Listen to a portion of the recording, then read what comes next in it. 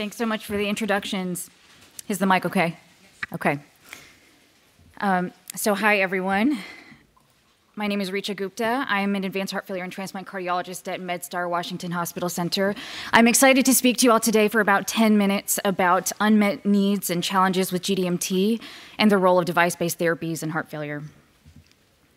So just to give you a little bit of background about myself and the program that I come from, I've been at MedStar for almost 3 years now. We're a large advanced heart failure therapies program. Our main campus is located in Northwest DC, in the heart of Washington, DC. We are the safety net hospital for the District of Columbia. We serve a socioeconomically diverse and distressed population in DC. We do about 100 advanced heart failure surgical therapies a year. Roughly 3/4 of our recipients are African American or ethnic minority. We have a large infiltrative cardiomyopathy program.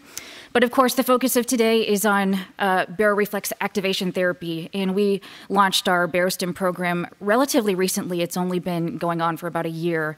And thus far, we've implanted 10 recipients. I'm one of 9 heart failure cardiologists based out of DC. We're led by Dr. Farouk Sheikh, who's down there in the far right-hand corner. And then we also partner with cardiologists at Baltimore in Union Memorial. They're led by Dr. Samar Najjar. We also have a heart failure cardiologist, Dr. Kayukas, who's in Clinton, Maryland, at one of our community-based sites. So this schematic of the clinical course of heart failure should look familiar to everyone in this room. We have quality of life here on the y-axis and disease progression on the x-axis. Heart failure, as we know, is a progressive disease characterized by these valleys or these episodes of decompensation where there's a period of adverse myocardial remodeling. With time, this leads to end organ dysfunction, death, need for LVAD, transplant, etc. As heart failure progresses, quality of life is impaired. And between the time that GDMT is initiated and by the time a patient approaches stage D heart failure, there's a window of opportunity in these patients that have worsening NYHA class 2 to 3, where device-based therapy might be used to extend the runway and extend time spent in stage C before progressing to end-stage heart failure. The last 10 to 15 years have really seen a revolution in the way we're able to enhance survival in heart failure by means of GDMT. Because of quad therapy, patients are living longer and the heart failure population is growing. It's unquestionable that optimizing GDMT, as we all know, is associated with all good things: reverse cardiac remodeling, fewer hospitalizations, less death. So with the advancements in GDMT and in drug therapy, do we need another device therapy for these NYHA class 2 to 3 heart failure patients? I think the answer is yes, and I'm going to show why in the next coming slides. The effects of GDMT with each guideline-indicated drug class are certainly additive.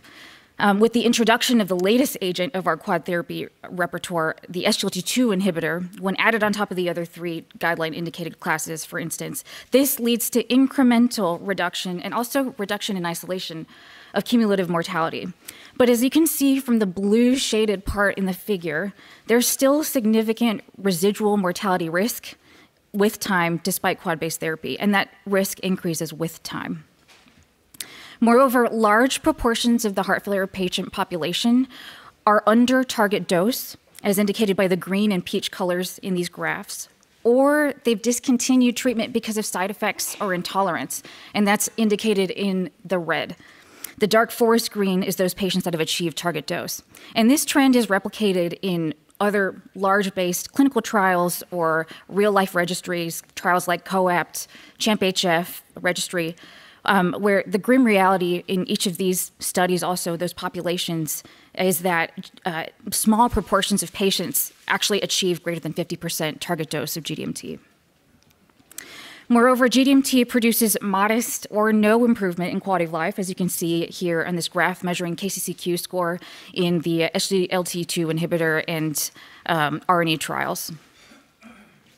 And it goes without saying that patients with heart failure do value quality of life. At baseline, patients living with symptomatic heart failure are burdened with a high degree of other issues that also affect their quality of life, things like mobility issues, pain, impairment in ADLs, mental illness. Having NYHA class 2 or 3 heart failure substantially decreases patients' physical and social well-being, and so there's huge opportunity to help patients within this group. And frequently, patients do also value symptom improvement over longevity.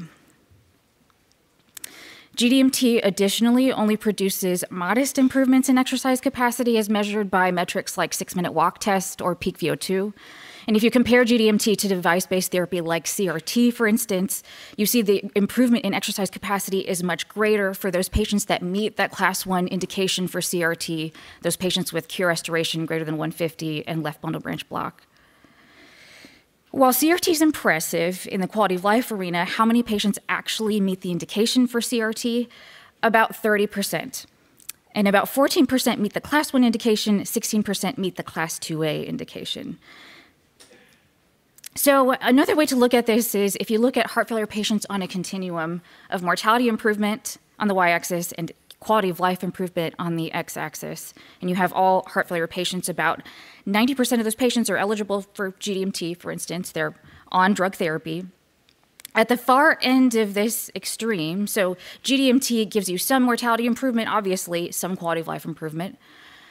At the other end of this is transplant and LVAD, or things like advanced heart failure therapies, where you have lots of mortality improvement, lots of quality of life improvement. About 30% of those patients that are on GDMT qualify for CRT, and they experience some quality of life improvement and some mortality improvement. But there's a big gap in between for these patients that are stage C, and this big unmet need for those patients that are on GDMT alone. And this is where device-based therapy like Barostim and many others might fit in, depending on the patient phenotype.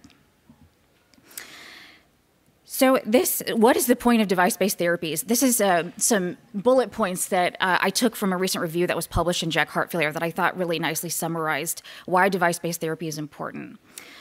Device-based therapies are not meant to replace pharmacologic therapies, but they're meant to complement them and fill in the gaps. Primarily, these were developed and approved for those that have persistently symptomatic heart failure despite optimal GDMT. They're meant to target structural and neurohormonal abnormalities that are not necessarily amenable or effectively addressed by pharmacologic interventions. And they're always turned on. So they operate independent of patient adherence. A patient doesn't have to take a drug in order to experience the benefit. Moreover, they might have minimal interaction with heart rate, blood pressure, or kidney function, and they might improve hemodynamics so as to facilitate the addition of GDMT and allow for patients to tolerate drug therapy.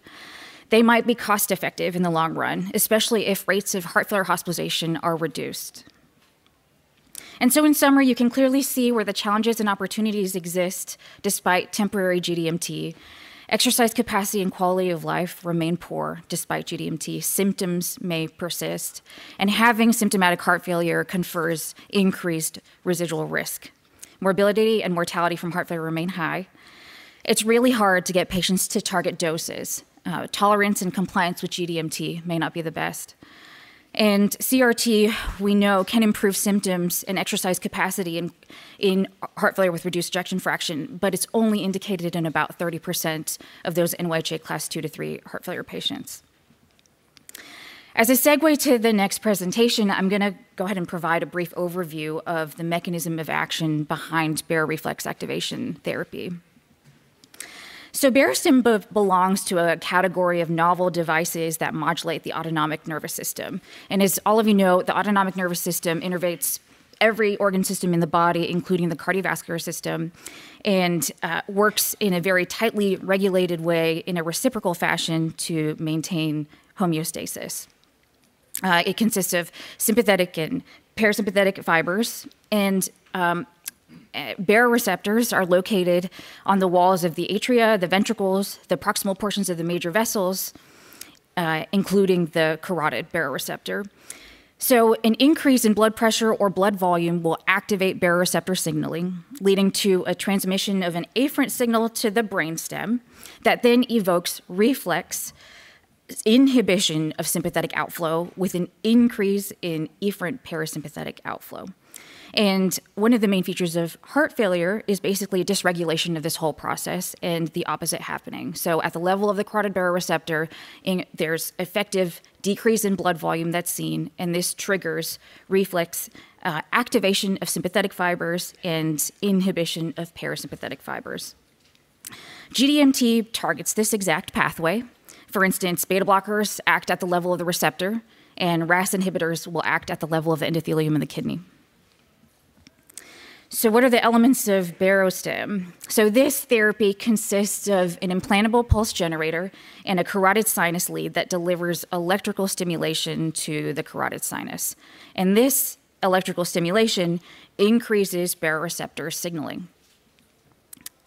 This increase in signaling, which mimics what happens in hypertension or high volume states, results in subsequent inhibition of sympathetic outflow and an increase in parasympathetic tone.